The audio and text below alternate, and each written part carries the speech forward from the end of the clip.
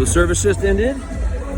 See some folks here in the seats, socially distancing their way out of the room. And man, what a fantastic service we had today. I absolutely loved it. I love the series that we're in, Hope Project.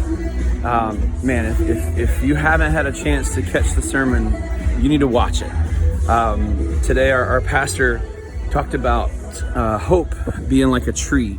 And I love that visual. He actually had a tree on stage with him, and he talked about how your hope can be uprooted, your hope can be knocked down, your hope can be pushed over. And he even talked about things in our lives that often do that. And the first one, the big one, I think for many of us, is just people can just really kill our hope, and disappointments can really just uproot our hope. And then also he talked about loss.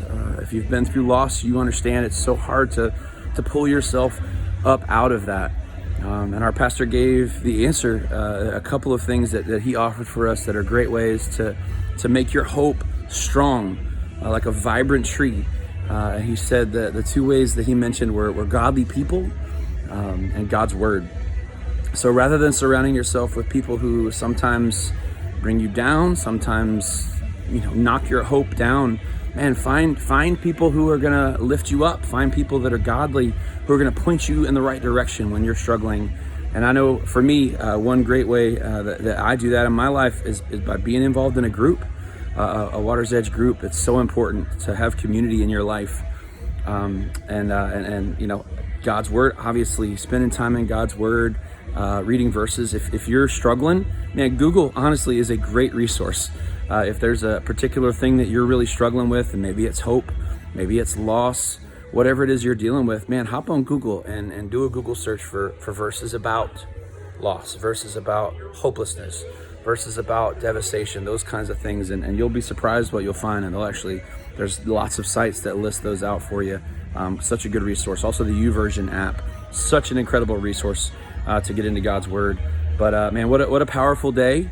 I hope that you guys had a chance to check out the service and enjoyed the message as much as I did. It's so timely in this crazy season that we're all living in. And I would just say this one last thing to you. If you are struggling with seeing hope in this dark time that we're all going through, please visit the website that we've recently launched called needhopenow.com.